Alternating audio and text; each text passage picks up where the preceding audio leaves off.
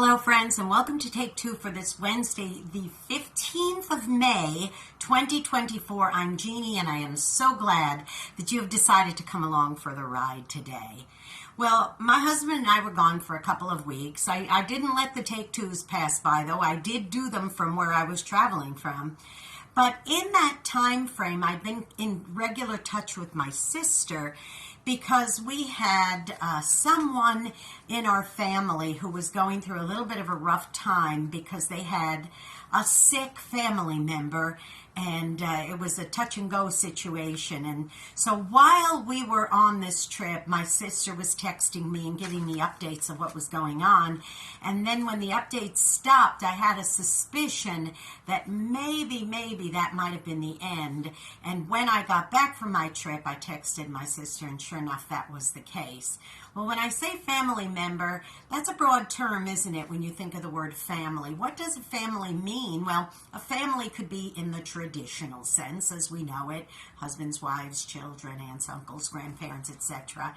Or you could have, say, like your church family, people you go to church with and you consider them like family. Your work family. I know I had a friend who was in college and she was a sorority member, and she called her other fellow sorority members her sorority sisters. They were like family to her. There's lots of ways you could have family. But another way that we could have family is when you have maybe a four-legged family member. And in this case, that was Gemma. Have a look at this precious little doll.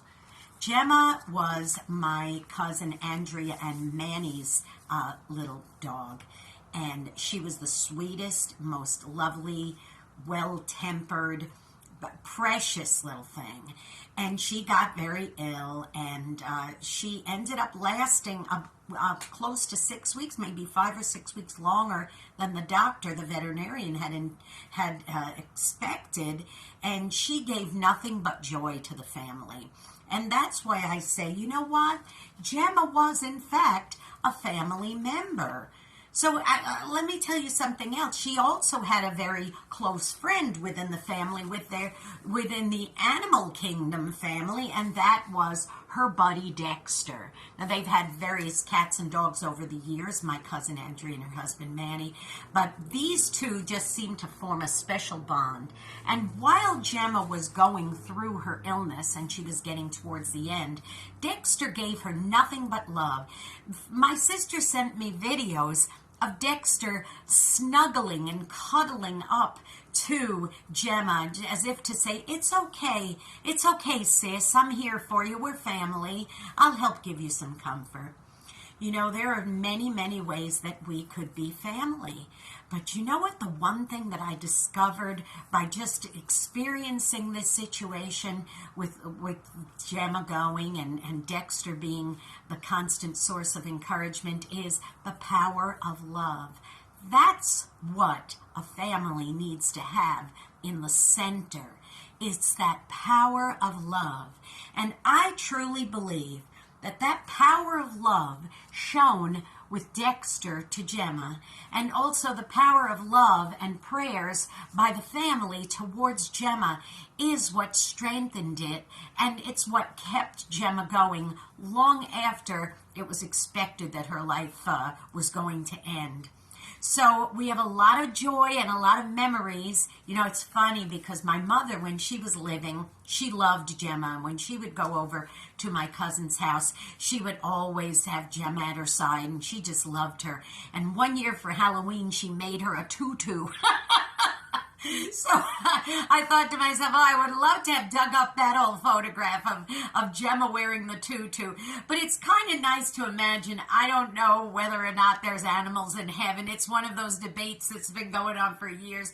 But I would like to imagine, if it is true, my mother in heaven right now and just having a fun time with Gemma and all the other wonderful critters we had in our family that have gone before us. So I just want to say, Gemma, we love you. We'll always miss you. But wonderful is that power of love and the things that you taught us by your stick-to-itiveness. And Dexter, Thank you, buddy, because if it wasn't for you, she wouldn't have gotten the measure of comfort from one of her own, if you know what I mean. So thank you. Thank you to all of you who helped keep Gemma going. And I'm just so grateful that I was able, just for a few short years, to have Gemma as my little cousin and in my life. Now listen, boys and girls, like Gemma, you go out and be a blessing to somebody today, okay? Like Dexter, too, because you may be the only one who is. There were probably times where Gemma was just laying there, maybe everyone in the house was asleep, and Dexter just went on over and gave a little snuggle and a little hug and a little lick on the face, maybe, just to say, I'm here for you. I'm going to be an encouragement to you right now because I'm the only one that's awake and the only one who can. Go be that encouragement.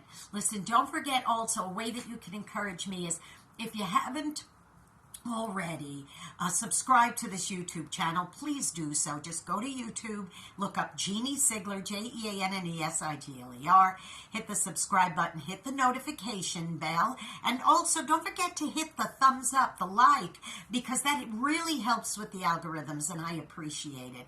And also don't forget that you can also catch me on X, so please follow me. It's at Jeanne NY Woman. That's at JeanneNY Woman. Okay, and I appreciate that also.